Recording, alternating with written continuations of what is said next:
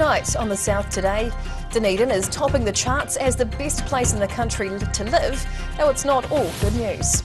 Steps are being taken towards building a new Presbyterian church in Lumsden to pave the way for their new era. And a Dunedin woman is continuing on the legacy of a centuries-old form of South Indian music.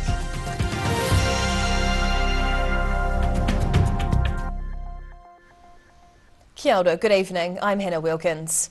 Dunedin residents are feeling positive about life in the city, according to newly released survey data. The Edinburgh of the South scored highly on national quality of life, although the survey also surfaced some areas of dissatisfaction. Dunedin. Rain, hail or shine, the city is well loved, according to a new residents' survey. 85% of Dunedinites surveyed agree the city is a great place to live, higher than anywhere else. Go for walks, go to the beach, all that sort of stuff's within sort of 5-10 minutes of where you live, so perfect. Dunedin rating highly for its low traffic, affordable housing and easy access to outdoor recreation. There's a lot to do here, so you've got beaches within walking distance, driving distance.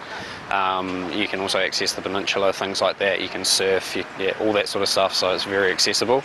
But it wasn't all positive news, with about a third of respondents saying things in the city had gotten worse in the last 12 months.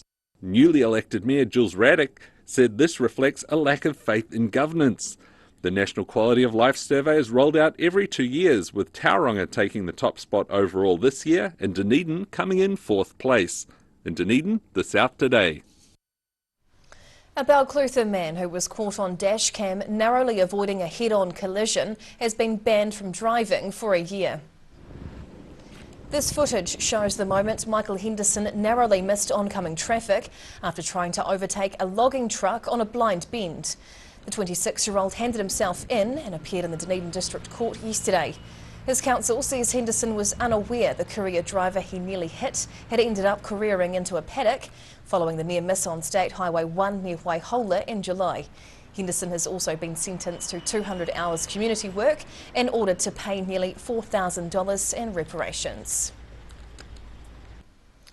A significant step has been taken towards building a new Presbyterian church in northern Southland. Lumsden's current Presbyterian church building was deconsecrated on Sunday, paving the way for a new era. A formal deconsecration service held at the Lumsden Presbyterian Church. The wooden building cost £400 to build in 1891 and has served the church and community for more than 100 years. Recognising that and thanking God for the gift of this place, but the church congregation is ready for the next phase. Church Minister Mike Kirkby Singh says many people had attended significant events in their lives in the historic building, but it's just been sold, so the congregation is meeting in the church hall for the time being. Well, it's a day of which is mixed in a sense because. A lot of people have had significant things happen here. The building had been a centre of Christian service and witness in the town. Kirkby Singh says it was a hard decision selling the church, but ongoing maintenance costs forced their hand. Their new facility is still in the planning stages, and the now former church building will be removed. In Lumsden, the South Today. Boaties around the south are being urged to take care as they head to the region's lakes, rivers and coastlines this long weekend. Labour weekend marks the start of the summer boating season, and Otago's Harbour Master team says it's crucial to check safety equipment when taking boats out of winter storage. They say life jackets, 2 waterproofed forms of emergency communication and up-to-date information on conditions are vital, with the team patrolling this weekend to make sure captains are following the code.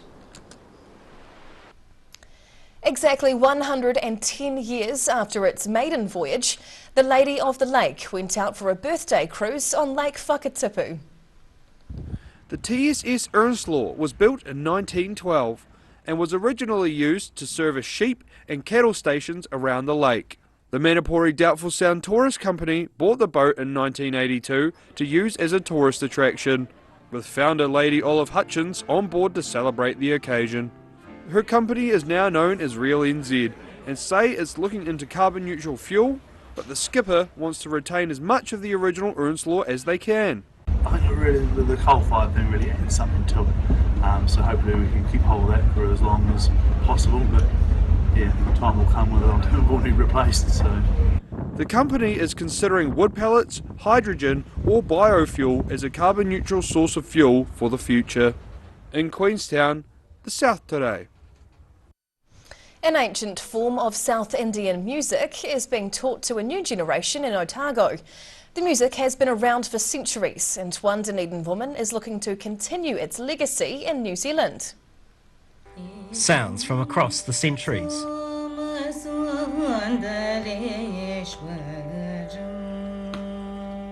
Padmini Pathasatare sings Carnatic music. The 12th century music has its origins in the southern states of India. It's very complex but it's beautiful. She has founded Ragalayam Mini School of Carnatic Music to teach the next generation of children this art form. I'm very passionate to teach kids because I feel like, that's the right time. Her classes are also a way for the local Indian community to maintain links to their past. We're so far off from our home country, and we are always trying ways to sort of connect. Pathasatare also works as a researcher at the University of Otago, and she credits her husband for encouraging her in her twin passions of science and music. He was the one who really pushed me. I was doubtful, skeptical. I didn't have the confidence whether I can manage a full-time job and family. The school now has about 15 pupils, including her daughter Sanvi, and she aims to extend the school to encourage children from a variety of backgrounds to discover this ancient craft. In Dunedin, the South Today. Whai Yakane, still to come on the South Today. Flower and music lovers rejoice as a Gore festival is revived. And the latest from the Otago Vaults as the cricket season gets underway across the country.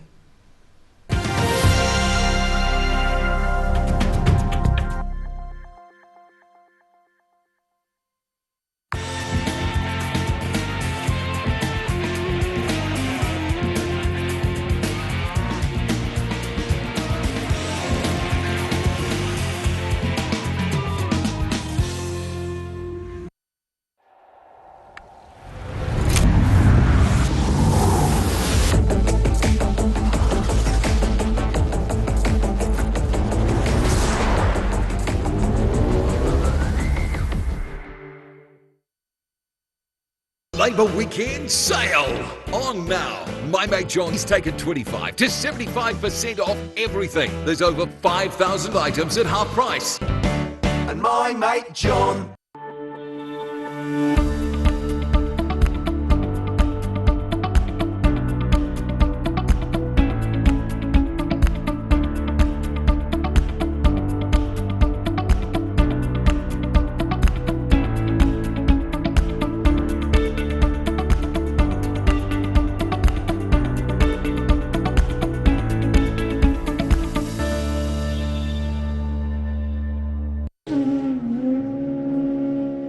Every day the team at Gillian supports grieving families at their time of need, from answering your questions to organising a farewell that reflects the wishes of your loved one. We can help. Call Gillian's today.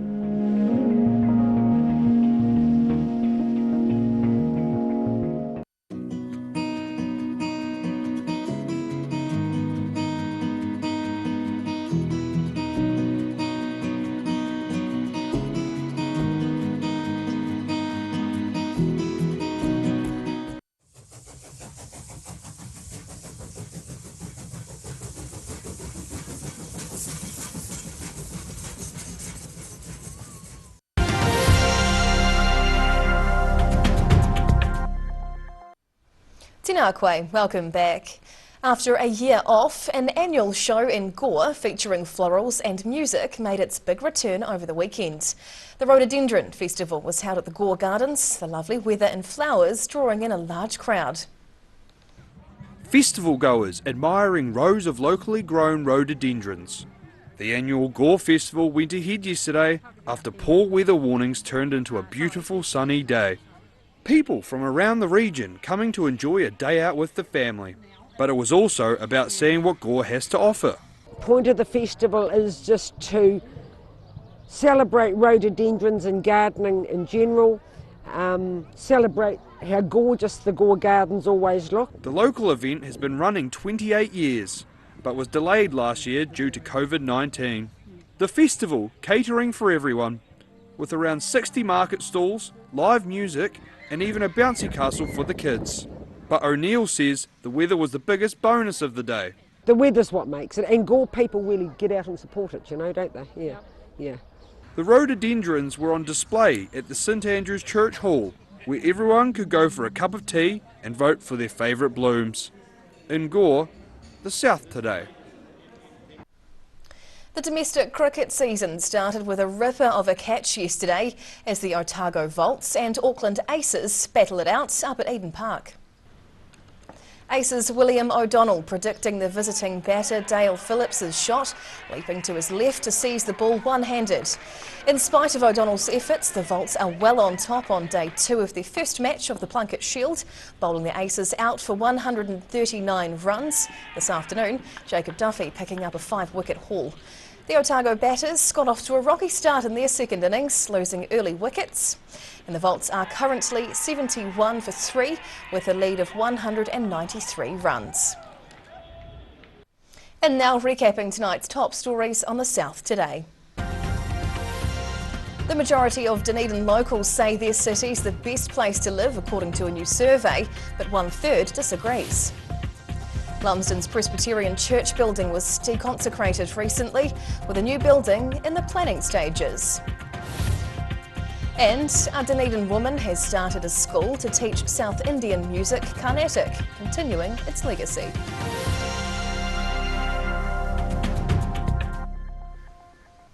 And now a look at what's happening in tomorrow's ODT, and we welcome the editor Barry Stewart. Hello Barry. Hello Hannah. What can we expect in your paper? Some interesting stories. Allegations of a Dunedin paedophile ring and deliberately destroyed records have surfaced during a bombshell Royal Commission hearing today, so we follow that up. Okay. Dunedin Mayor Jules Rhododendron has announced his committees and those who will chair them, so there is a place for Lee Vandervis amongst that lot.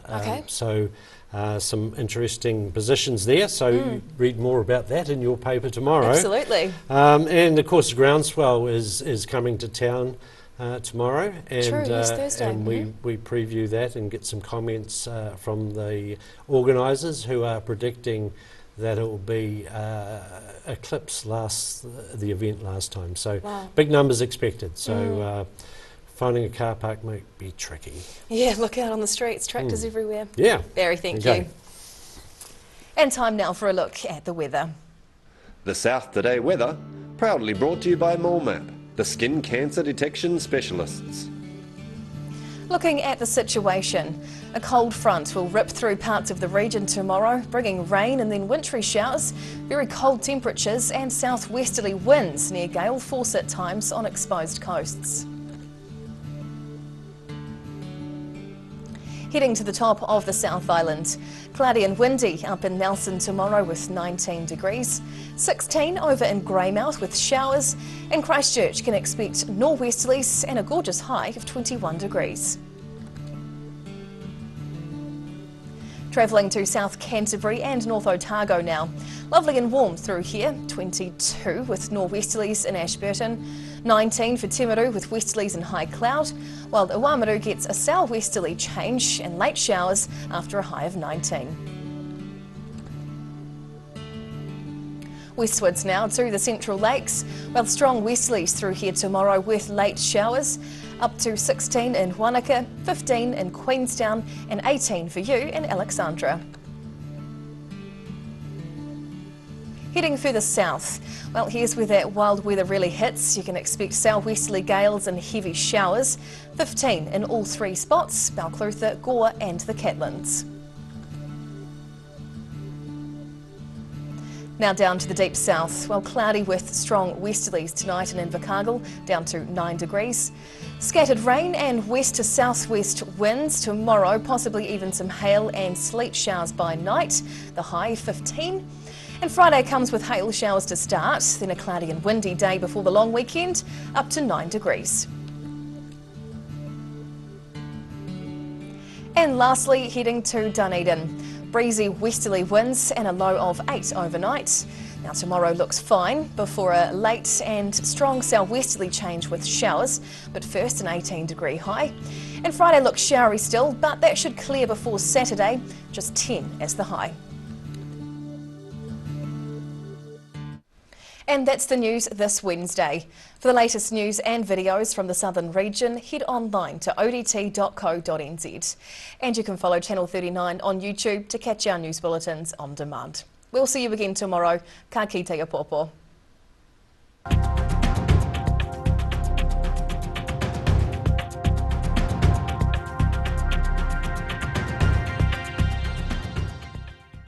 Public interest journalism funded through New Zealand On Air.